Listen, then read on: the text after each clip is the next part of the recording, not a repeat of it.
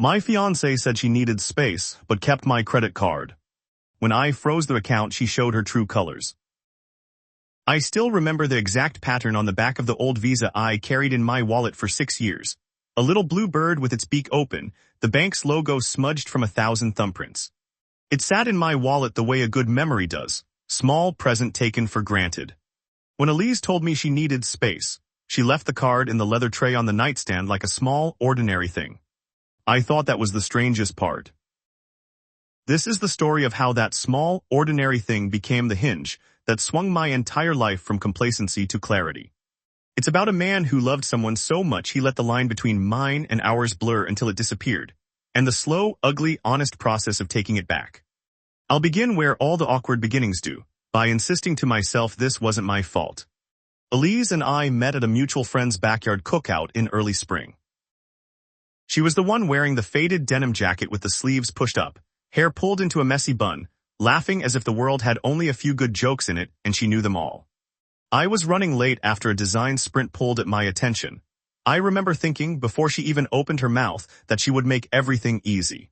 Maybe that's why I handed her my heart without asking them. She was sharp, a freelance copywriter with better taste in playlists than I had. She loved obscure coffee roasters, small bookstores, and crossword puzzles that made me feel stupid in a delightful way. We were engaged 2 years later on a chilly November afternoon over cheap sushi and overpriced champagne. We were good together, I thought, funny, messy, comfortable. We talked about moving into a house, about a wedding in late summer near a bay somewhere, about possibly one day having kids. I framed those conversations like paintings I planned to hang. Money for us was mostly practical talk. Who would pay for dinner, which side would cover random app subscriptions, whether to co-sign on the car loan. I was the one who handled the credit cards, partly because I liked the abstract bookkeeping of it, partly because I trusted us to be a single unit. It felt adult and responsible in the way that couples in rom-coms looked when they announced, "We're splitting utilities," at white dinner tables. We kept a joint account for rent and utilities, and an hour's savings account for vacations. Separately, I had my brokerage account and a solo checking account that paid for my hobbies. Elise had her freelance income flowing into hers. Neither of us was secretive, at least I didn't think so. We signed a lease on a small, sunlit condo in a neighborhood I'd only started to like. We hung a large framed map of Boston over the couch and argued, sweetly, I believed, about where to put the TV. We adopted a scrappy terrier named Scout. Life began to have a rhythm. Breakfasts, meetings, dinners with friends, the whispered long calls when one of us was away. And when money was tight, we talked, we budgeted, we cut back, we moved the date on a vacation. We were, in my mind, a team. Which is why the phrase, "I need space," landed like a small, confusing earthquake. She said it the way people say things that are rehearsed, calm, slow, as if choosing words that wouldn't bruise. We were on the couch, Scout half asleep across our laps, and Elise was staring at the muted TV. She had been distant for a month, small things at first. Texts in the other room, closed tabs when I came home, an offhanded comment about needing time to figure things out. I chalked it up to the freelance grind. I love a woman who is busy, ambition is attractive. But then she said, I think I need a little space. I don't mean us breaking up. I mean time to breathe. Space, I echoed, because you do that. You paraphrase so you can see the shape of what's landing. How long? A few weeks, maybe. She looked at me like a person offering a bandage. I'll stay with my sister for a little while. Not because of you, you know that, right? I just need to reset. I wanted to be the rational architect of our future. Okay, I said. If that helps, we can do a break. Which was lying. I wanted to say, please don't go. Please don't leave our life half-assembled. But I didn't. I had told myself I could be calm. I could be supportive. She left the next day with a single duffel and a soft smile that didn't reach her eyes. The first week was an anxious kind of normal. We texted like roommates checking in during a long weekend. Jokes, photos of Scout asleep, grocery lists. I stopped filling the empty side of the closet with clothes she wasn't there to wear. The small things I had noticed, the phone that was glued to her hand, the whispered conversations, settled into my memory as coincidences. Maybe I wanted them to be coincidences, because the alternative tasted like betrayal. On day 12, the notification came, suspicious charge detected, please confirm. I shrugged, clicked the bank app, and froze. There were multiple charges that hadn't been ours. Boutique hotels in cities I'd never heard of, a chain of specialty stores, subscriptions to software we didn't use. Small amounts at first, then a few larger items. Someone, it looked like Elise, had been swiping my personal card, the card in my wallet, the card I had never once thought of as fragile. The bill read like a breadcrumb trail. I could see somewhere in my peripheral vision the words spa packages and non-refundable, and my throat tightened. I called her. She answered. Hey, she said, bright, breezy, as if she had stepped into another life. When I asked about the charges, she deflected. We authorized some things, she said. You used that card once when you were setting up the streaming account. That was true, but it didn't explain the Brooklyn boutique with a $450 handbag purchase, or the $1,200 charge at a boutique furniture retailer for a couch I'd never seen in our condo. Maybe I should have paused then. But instead I tried the more compassionate track. Do you need me to transfer funds? Is there an emergency? No, she sighed. I'm fine. I didn't want to tell you because I didn't want to fight. I'm buying things to feel better. That phrase, to feel better, lodged in me like a burr. It felt like an excuse and also like something very lonely. I called the bank the next afternoon. I logged every charge. The fraud department put a temporary block on unusual purchases and said they'd reverse what they could if they were unauthorized. They suggested changing card numbers, which I did. I changed passwords, updated two-factor authentications, and monitored accounts like someone watching a slow leak in the hull of a boat. Elise's reaction was a study in bewilderment. She said I was overreacting. She accused me quietly of policing her. You're doing what? She asked, insulted. You froze the card. Her voice changed. It went cold and sharp in a way that hadn't been there since that first date. You did that without talking to me. Suddenly the phrase, I need space, snapped into symmetry with the charges. My stomach dropped with a weight I had no grammar for. She accused me of being controlling. I, who had trusted her with our shared life, felt like an accused criminal. But other pieces of the story began to fall into place, like accidental puzzle fits. I pulled receipts I kept for taxes, cross-referenced them, and found transfers from our joint account to Elise's Venmo, and then onward to accounts with names that sounded like shell companies. A parking reservation in Miami Beach for a weekend she'd told me she was working. A dinner with a name I didn't recognize at an Italian restaurant in a neighborhood she'd never visited. She explained each time with plausible lies. I was at a writer's retreat, it was a client dinner, the park for my sister is on the way. Her stories measured up only superficially. They were missing the texture of truth. The deeper cut came when I tried, for reasons I cannot fully explain now, to log into our joint savings. My password, which she had always kept on a sticky note in her planner, no longer worked. Not a big deal, I told myself. Banks reset passwords all the time. I went through the reset flow and found the verification email had been forwarded to an account I couldn't access. Somebody, she probably, had quietly shifted recovery options, added a phone number that was no longer ours, added an email that sent confirmations to a string of addresses I didn't recognize. It read like a slow, patient encasing. I had a crossroads, start a fight and possibly watch things explode, or act quietly to protect what I had built. I called a lawyer friend, not because I wanted to sue my fiancée, but because I needed to know options. He was blunt and practical and told me what I did not want to hear. If you suspect she's taking money, move what's yours. Start as if you were locking the doors for a hurricane. That's how my life turned into a calculus problem overnight. Under his guidance, I moved sizable sums into an account in my sole name, transferred certain investment holdings, and put my name on the deed for the condo properly. It had been technically a single-name lease. We'd simply used each other's names casually. I updated beneficiary information and set up a trust for more complex assets. I did as much as I could, quietly, legally, carefully. Every move felt like confession. I hated that I had to protect myself from a person I loved. 2 weeks later, Elise returned to the condo for a single night's bag. She was brisk, polite, as if visiting an ex-colleague. Scout greeted her like a delighted bag of warmth, and for a moment I mistook the easy familiarity for forgiveness. Later that night I noticed her phone vibrate.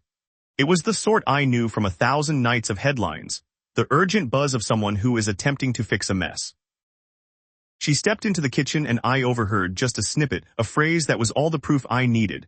She froze the account, what the hell, followed by something that sounded like a huff. I stood by the hallway, the wood floor cool under my bare feet, and felt the world tilt. The next morning she found the new card in her phone case, a card she thought was still linked with me. She took it out, fiddled with it, then placed it on the table and said, "You're doing this, you froze everything without talking to me." Her voice was the same as it had been on the phone, a voice that could be wounded or a weapon. I told the truth, or at least my version of it. I saw charges I didn't recognize. I called the bank. They recommended freezing the card and changing numbers. "Because you don't trust me," she said. It wasn't a question. It was the final pronouncement of a verdict. We argued for hours after that. The argument that lived in me was not just about the money. It was about the tiny, accumulating betrayals that had hovered like dust and become ash. She cried and cried well, the kind of crying that looks honest and careful. I tried to hold her while she dissolved on the couch into wet wrists and explanations. Her story was an elegant woven thing, too much pressure at work, a friend who needed help, impulsive spending she regretted, a need to feel something. She framed everything as a failing she was ashamed of and wanted help overcoming. I listened, and while I listened, a small, blunter part of me cataloged the inconsistencies. You can rationalize away lots of things if your heart wants to keep something alive. I did it for days. I told myself that love was sometimes messy. I told myself we could go to counseling. I even pretended for a week that the bed I had slept in for years could be shared by two people who had allowed cracks to open. Then she asked me for the new card back. "You changed the number, I need the card back," she said, like a child asking for permission to play with a toy. It took me a long time to say no. The first time I did it, my voice was smaller than I felt. No, not yet. I remember the way that answer sounded in the room, a small stone dropping into still water. It made ripples. She escalated in an odd human way. First with passive-aggressive texts, "You're being petty and I didn't think you'd be like this." Then with rage tempered by performance, slammed doors, threw a glass against the sink, not at me she insisted, but because she was so angry. She wrote long, rambling emails about self-care. She left my plants on the stoop. She publicly posted on social media about being in a complicated place, all of it like a carefully laid breadcrumb trail meant to shape the narrative. I became a detective by necessity. I compiled a timeline of charges and names, screenshots of payments, text threads, and everything that meant something. I printed everything out and stuffed it into a thick folder. Every receipt felt like a small, conclusive piece. I found cash withdrawals she hadn't told me about. I found a domestic violence restraining drama she was orchestrating in private, not to threaten physically, but a legal preemptive maneuver that would have complicated my ability to move assets. She was methodical. I was too. I didn't like the taste of the necessity. Then she made what I now believe was her first real mistake. When I refused to return the card, when I refused to lie to myself, she tried to go public with the story. "He's frozen my accounts and kicked me out," she wrote on a social feed, a short, rageful thread that gathered the type of people who like binary tales, heroine versus villain. The comments were a litany of support for her, accusations against me, opinions formed from 3 photos and a snap of a caption. My phone filled with messages from people I barely knew, asking if I was okay. The friendlies were shocked. The acquaintances took sides. My parents were quiet, which hurt worse than the criticism. I didn't want a public spectacle. But once the needle was in the record, I had to respond. I wrote in a measured tone, a private message to Elise asking to sit down and talk. She replied with a lawyer's letter on her sister's email the next morning. She had hired a lawyer I knew from work, small world, and the letter claimed emotional distress and requested immediate access to certain shared accounts. It was not a great letter for her to send. It read like a document penned by someone who believed narrative could displace evidence. At that point, I did the thing that feels like the worst and the best in one swift motion. I stopped being protective of the relationship and started protecting myself. I hired counsel. Not because I wanted to litigate a relationship, I didn't. I wanted boundaries that could be enforced with legal clarity. The attorney I chose was practical and blunt. She told me we could attempt mediation, we could agree to a separation of finances, and we could structure a path for one of us to move out and divide the bills we'd accumulated. I did not go for the scorched earth version of divorce court. I simply wanted fairness and transparency. We started the process of disentangling. The mediation sessions were strange acts of public intimacy. We sat across from each other at a long, neutral table, lawyers poised with notepads and faces that read like old potatoes. We traded versions of events. Elise spoke about shame and the pressure of freelance life, and the need to do things alone to prove she could be independent. I spoke about trust and the quiet erosion that happens when one half of a partnership starts acting like an island. I expected anger. Mostly there was disappointment. I'll be honest, a part of me wanted revenge. I wanted to cut her out using the legal system like a sculptor removes rough stone. But revenge is quick and hollow, and I'd learned from the credit card receipts that anger rarely solves anything of substance. So instead I chose something slower, accountability and rebuilding myself. Months passed. We negotiated. We set rules, separate credit lines, separate cards, certain shared expenses to be divided, counseling which she began and then stopped, citing work commitments, and a timeline for who would move out and when. She moved into her sister's small apartment with 2 suitcases, Scout's old blanket, and a determination I mistook for resolve. I stayed on in the condo for another 6 months, because it was mine to move from and because I needed the routine. While the legal stuff settled into paperwork and neutral voices, the quiet work began. I rebuilt my emotional architecture. I cut out people who insisted on a simple narrative, the ones who chose sides without knowing both sides were hurt. I started seeing a therapist who helped me understand how much of my identity I had folded into being a good partner. We traced my patterns, the way I gave first, the way I apologized too quickly, the way I equated compromise with worth. She gave me tools. Small ones at first: say no without apologizing, name the feeling you're having before it gets mistaken for a demand. Do one thing that scares you every week that is not relationship related. I began awkwardly with rock climbing. Work became an anchor. I'd always been decent at what I did, product design, but in those months I immersed myself in projects, deadlines, and a new side hustle I had sketched for years. A small line of ergonomic home office gear for people who worked from their couches and backs. I had a hunch about comfort and productivity, and more importantly, I had time. Late nights spent drawing prototypes turned into prototypes shipped to friends. I learned the mental geometry of manufacturing and the sober arithmetic of shipping costs. Weeks turned into a small business, and small business turned into little victories. The first check that cleared, the first larger order from a local co-working space, a 5-star room. It's strange to say that getting cheated on, emotionally, financially, could be a catalyst for growth, but it was. Not the kind of heroism that makes a good Instagram caption, but an internal growth where I began to see myself as an agent of my own welfare, instead of a passive partner in someone else's drama. Elise attempted to reconcile several times. Her messages grew less performative and more imploring. Late-night texts that read like drafts she regretted in daylight. I miss you, she wrote once, plain and small, as if she'd finally noticed that absence has its own gravity. I was moved briefly. Sometimes I would reply. Mostly I didn't. When we did meet, it was in neutral places with neutral friends and measured conversation. We tried it. We tried to be friends. But old fractures have their own stubborn jurisdiction.